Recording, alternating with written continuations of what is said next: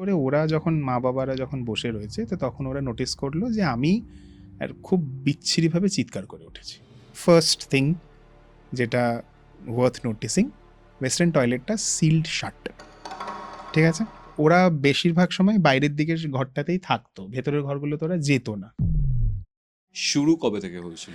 শুরু হয়েছিল অ্যাকচুয়ালি এটা 2002 থেকে। 2003 আমরা কোয়ার্টারটাতে শিফট করি। তো তখন বাবা 2002-তে আমরা প্রথম কোয়ার্টারটা ভিজিট করতে যাই। তো তখন একটা ফ্যামিলি অলরেডি থাকছে কোয়ার্টারটাতে। তোমার তখন 7-8 বছর বয়স। প্রবাবলি, হ্যাঁ, হিসাব তো তাই দাঁড়াচ্ছে। তো ছোট, আমি অনেকটাই ছোট। তো একটা ফ্যামিলি অলরেডি থাকছে ওই কোয়ার্টারটাতে, এবং সেখানে ওরা খুব কম সময় থেকেছে কোয়ার্টারটা। তো সে বাবাকে হ্যান্ড ওভার করতে চেয়েছিল কোয়ার্টারটা, কারণ it was a very big sized quarter, মানে ফ্যামিলি কোয়ার্টার ছিল ওটা। তো বাবাকে হ্যান্ড ওভার করার জন্য তো বাবাকে বলেছিল একদিন আসুন আপনি, সেন্দা আপনি এসে একদিন দেখে যান কোয়ার্টারটা কেমন। তো বাবা বললো ঠিক আছে, আমরা ফ্যামিলি নিয়ে তাহলে যাই, সন্ধ্যেবেলা একটা গেট টুগেদার হোক কাইন্ড অফ। তো আমরা যাই, এবং এটা পুরোপুরি মায়ের থেকে শোনা আমার, কারণ আমার সত্যি কথা বলতে মনে নেই তখন। তো যাওয়ার পরে কোয়ার্টারটা, ওই বাড়িতে একটি ছেলে ছিল, মানে যে দম্পতি, যে আঙ্কেল আন্টির কাছে গেছিলাম তার যে ছেলেটা, তো আমার থেকে 1-2 বছরের বড়। তো যাওয়ার পর আমরা তো যাই হোক সন্ধ্যেবেলা যাই হয়, চা সিঙ্গারা স্ন্যাক্স বগেরা দিয়েছে, দেওয়ার পরে আমরা খাওয়া দাওয়া করে, তো সেটা বললো ভাই খেলবি? তো আমি বললাম হ্যাঁ চলো খেলতে পারি, নো প্রবলেম। তো এবার উঠে খেলছে। এবার মা বলছে এটা যে অ্যাকচুয়ালি কোয়ার্টারটা আমি একটা ডেসক্রিপশন দিই, তাহলে তোমাদের বুঝতে আর একটু সুবিধা হবে। ওটা হচ্ছে একটা ব্রিটিশ বাংলো, ঠিক আছে? তো ওইটা 5,000 স্কোয়ার ফিটের একটা বড় বাংলো, সেটাকে খুব অ্যাব্রাপ্টলি মাঝখান থেকে একটা পাঁচিল তুলে দিয়ে ওটাকে দুটো ফ্যামিলি কোয়ার্টারে ভাগ করে দেওয়া হয়েছে, ঠিক আছে? 2,500 স্কোয়ার ফিট, 2,500 স্কোয়ার ফিট। তো আমাদের মেন এন্ট্রেন্স সেম ছিল, আমাদের মেন সিঁড়ির প্যাসেজ সেম ছিল, আমাদের সেম একটা কমন করিডোর ছিল। Only different thing is we had different balconies, আমাদের প্রাইভেট ব্যালকানি যেগুলো ছিল, আর দুটো আমাদের সদর দরজা, যেটা আমাদের ঘরের এন্ট্রেন্স, দুখানা ছিল, একটা পাশের কোয়ার্টারে, একটা এই কোয়ার্টারে।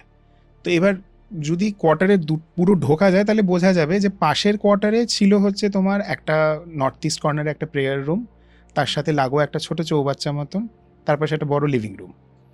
অ্যাকর্ডিং টু বাস্তু একদম ঠিকঠাক ছিল, পুরোটা ঠিকঠাক ছিল। এবার পাঁচিলটা তুলে দেওয়ার পরে বাস্তুটা হ্যাম্পার হয়ে যায়, কোথাও না কোথাও গিয়ে বাস্তুটা হ্যাম্পার হয়ে যায়, কারণ ওদের বেডরুমের সাথে, একটা বেডরুমের সাথে ওরা অ্যাটাচ টয়লেট পেয়েছে, আমরা সেটা পাইনি। আমরা কি পেয়েছি? আমরা পেয়েছিলাম একটা বাথরুম কমপ্লেক্স। কেন বাথরুম কমপ্লেক্স বলছি? কারণ the bathroom itself was 500 square feet. এবার অত বড় এরিয়ার মধ্যে একটা ছোট স্নানঘর, একটা ছোট চৌবাচ্চা জায়গা, একটা কাপড় কাচার ঘর, দুটো টয়লেট, ওয়েস্টার্ন অ্যান্ড ইন্ডিয়ান, তার মধ্যে ইন্ডিয়ানটা খোলা ছিল, ওয়েস্টার্নটা নয়, ঠিক আছে? ফার্স্ট থিং যেটা ওয়ার্থ নোটিসিং, ওয়েস্টার্ন টয়লেটটা সিলড শাট, ঠিক আছে? তো তারপরে কাপড় চেঞ্জ করার জায়গা। এবার ওটার সাথে যেটা ছিল একটা ড্রেসিং রুম টাইপের ছিল, ঠিক আছে? তার পাশে একটা ছোট ঘর ছিল। ড্রেসিং রুম কেন বলছি, কারণ আমি এখন নানা রকম ইউটিউব ভিডিওস দেখি এই ক্লজেট বগেরা, তো ওখানে অনেক শেলফস থাকে, তো ওই রুমটা সেম ওরকম শেলফস, হয়তো সেই সময় মানে ড্রেসিং রুম হিসেবে ইউজ করা হতো। তার পাশে একটা ছোট ঘর, তার পাশে একটা বড় বেডরুম, ঠিক আছে? আর একটা লম্বা বারান্দা। এটা হচ্ছে আমাদের ইউনিটটা। ওদের ইউনিটটাতে ওই প্রেয়ার রুম, দুটো বেডরুম, একটা বেডরুমের সাথে অ্যাটাচড টয়লেট পেয়েছে ওরা। তো এরকম। তো initially the entire house was very good আর কি, বাস্তু হিসেবে খুব সুন্দর, বাট ওই পাঁচিলটা তুলে দিয়ে এই প্রবলেমটা হয়েছিল। তো আমরা এ পাশের কোয়ার্টারটা নিয়েছিলাম। তো এবার যেটা হয়েছিল যে দিকে নর্থ ইস্টে কি মানে ঠাকুর ফাকুর ছিল? আমাদের দিকে নর্থ ইস্টে এন্ট্রেন্স ছিল, মানে যদি আমাদের ইউনিটটা ধরো, নর্থ ইস্টটাই আমাদের এন্ট্রেন্স ছিল। ওকে ওকে। যেটা ওদের ইউনিটে প্রেয়ার রুম ছিল, ওকে, ওদের এন্ট্রেন্সটা ছিল হচ্ছে সাউথ ইস্ট। সাউথ ইস্টই তো হচ্ছে, হ্যাঁ সাউথ ইস্ট, মানে একদম ওই প্রেয়ার রুমের সোজাসুজি এসে এন্ট্রেন্স ছিল। আর ঠিক ওটার পাশে এন্ট্রেন্সটাই হচ্ছে আমাদের এন্ট্রেন্স। ওটার সোজাসুজি গেলে আমাদের বাথরুম কমপ্লেক্স ছিল একদম এন্ডে, মানে মেইন ডোর দিয়ে একদম বাথরুম দেখা যাচ্ছে না, মেন ডোর দিয়ে বাথরুম দেখা যায়। মেন ডোর দিয়ে ঢুকে you have to take a right turn, তাহলে তুমি বাথরুম দেখতে পারবে। কেন? কারণ একটা পাঁচিল তোলা ছিল, একটা তখনকার দিনে হয়তো বার কাউন্টার বা কিছু ছিল, একটা ডি শেপের পাথর দিয়ে কাটিং করে, খুব সুন্দর। মানে অ্যাকচুয়ালি কোয়ার্টারটা আমি যদি বলতে পারতাম এক্স্যাক্টলি কোথায় কোয়ার্টারটা, it's a very good location আর কি। তো তারপরে আমরা ওখানে যাই। তো যাওয়ার পরে এবার ওরা বেশিরভাগ সময় বাইরের দিকের ঘরটাতেই থাকতো, ভেতরের ঘরগুলোতে ওরা যেত না। এটা আর একটা পয়েন্ট টু বি নোটেড।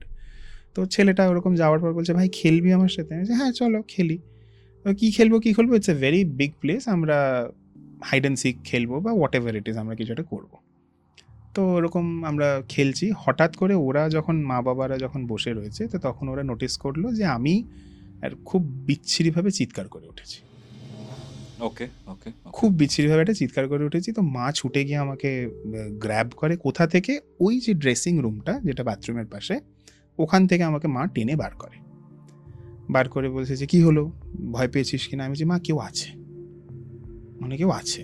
তো আমি এরকম করে বারবার বলছি, মানে মা এটা আমাকে বলেছে যে আমি এরকম করে বলছি, মা কেউ আছে, আমি ভয় পাচ্ছি, বাড়ি চলো আমি করে বলছি, মানে প্রায় কাঁদো অবস্থা। তো ছেলেটা বলছে যে আমি ভাইকে বারণ করেছি যেতেও, তাও গেছে ওখানে। এরকম করে মাকে বলেছিও যে আমি এরকম ভাইকে বলেছি, ভাই তাও গেছে, বারবার বলেছে এরকম করে। তো তারপর যাই হোক, ওখান থেকে আমাকে মা ড্র্যাগ করে নিয়ে চলে আসে। তারপরে আমরা কিছুক্ষণ থেকে ওখান থেকে বাড়ি চলে আসি, আমরা বাড়ি রিটার্ন চলে আসার পর যেটা হয় যে তারপরে আমরা 2003-তে কোয়ার্টারটাতে শিফট করি। এই যে ভিজিটটা ছিল 2002-তে ছিল, 2002 এর শীতের দিকে। তারপর পরে আমরা কিছু মাস পরেই, মানে ওরা ছেড়েছে, তারপরে আমরা কোয়ার্টারে অনেক কিছু কাজ করিয়েছি, কারণ মানে ওরা থেকেও কিছু জিনিস ড্যামেজ করে দিয়ে গেছিলো, তো আমরা অনেক কিছু কাজ করিয়ে তারপর ওখানে ঢুকেছি। ঠিক আছে, এবার এক এক করে কিছু উইয়ার্ড ঘটনা মানে হলো। কি জিনিস মিসপ্লেস হয়ে যেত। মানে আমার মায়ের একটু একটা এমনি ফরগেটফুলনেসের ব্যাপার আছে। তো আমরা ইনিশিয়ালি ওটাকে মায়ের ভুলে যাওয়ার টেন্ডেন্সি ধরে চলতে শুরু করেছি। ঠিক আছে, তো একটা জিনিস ধরো, একটা গ্লাস এখানে রাখা রয়েছে, মা বলছে এই তো এখানে রাখলাম, কোথায় গেল? জেনারেলি মারা যেটা করে আর কি, রেখে ভুলে যায়। বাট অ্যাকচুয়ালি পুরো ফ্যামিলি মিলে খুঁজছি, আমি খুঁজছি, বাবা খুঁজছে, মা খুঁজছে, আমরা কোথাও খুঁজে পাচ্ছি না। হয়তো 5-10 মিনিট খোঁজার পর দেখলাম ওই সেম প্লেসে জায়গাটা রয়েছে, 3জনই অন্ধ হয়ে গেলাম। বাট যখন স্টার্ট হয়েছিল তখন ওখানে নেই, মা বলেছে যে আমি এখানে রেখেছিলাম।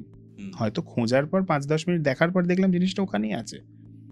বাট যখন বলছে যে হ্যাঁ রে দেখ না একটু খুঁজে পাচ্ছি না, মা হয়তো বললো, সত্যি আমরা কেউ খুঁজে পাচ্ছি না ওটা। ঠিক আছে, এবার প্রথমে এগুলো নিয়ে আমরা গা করতাম না, কারণ ছোটোখাটো জিনিস যাচ্ছিল, রিমোট রাখছে, রিমোট পাচ্ছি না, হয়তো কোনো কাগজের টুকরো রাখলো, পাচ্ছি না।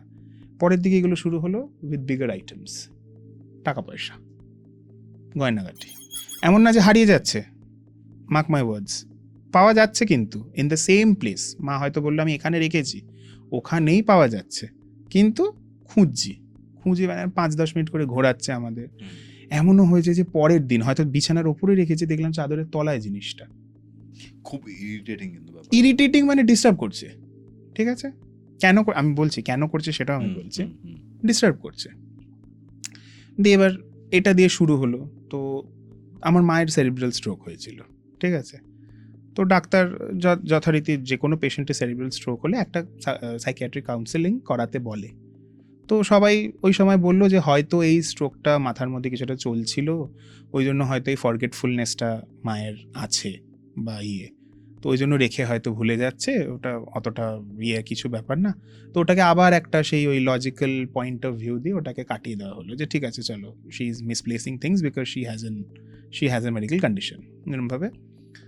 ঠিক আছে, এটা তো হলো মায়ের ব্যাপারটা। মানে তোমরা পুরো ডটসগুলোকে কানেক্ট করলে এখানে, হ্যাঁ, যে মায়ের ফরগেটফুলনেস এরকম শরীর খারাপ করছে, তো ওই জন্য একটা মেডিকেল কন্ডিশন ভেবে ওটাকে তোমরা সাইড লাইন করলে। যা হয় basically everywhere it's the same thing, মানে হচ্ছে লোকে একটা লজিক্যাল যুক্তি খুঁজে পাচ্ছে, ওটা লজিক আছে যে আচ্ছা এটা হচ্ছে, তাহলে তো এটা কিছু না।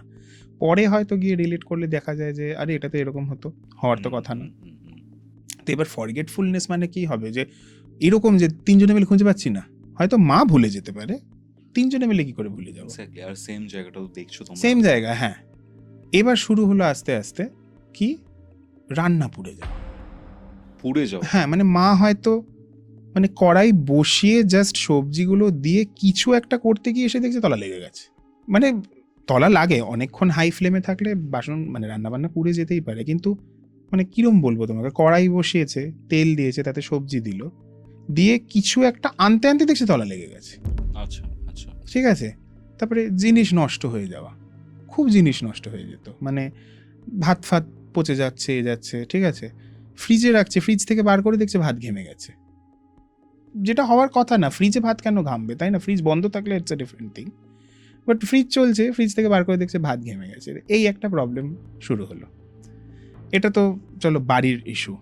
আমার যে প্রবলেমটা হতো সেটা হচ্ছে যে আমি সবেতে খুব ভয় পেতাম ইন দ্য সেন্স, ঘরের ভিতর অ্যাটাচড বাথরুম, রাত্রেবেলা মাকে গিয়ে দাঁড়াতে বলছি, মা দাঁড়াতো, মাকে বলছি মা একটু বাথরুমে যাবো, দাঁড়াবে? মা ঘুমের ঘরে উঠে চোখ ডলতে ডলতে মা গিয়ে হয়তো আমার সাথে দাঁড়ালো। ওকে। হ্যাঁ, কেন দাঁড়ালো সেটাও বলছি, because she was the only one যে জানতো শুরু থেকে প্রবলেম আছে, এবং সে জানতো তারও একটা কারণ আছে। আস্তে আস্তে আমি এক এক করে বলছি। তো মাকে বলছি মা ভয় লাগছে, বাথরুমে দাঁড়াও। মা দাঁড়াতো সবসময়। এবার বাথরুম করছি, স্নান করছি, সবসময় একটা ফিলিং হতো কি কেউ দেখছে। এই যে একটা ফিলিং, কেউ দেখছে ইন দ্য সেন্স এরম না যে কেউ ডাইরেক্ট দেখছে, মানে somebody is there in the same place. আমি বাথরুমে স্নান করছি, মনে হতো যেন বাথরুমের দরজার বাইরে কেউ একটা আছে।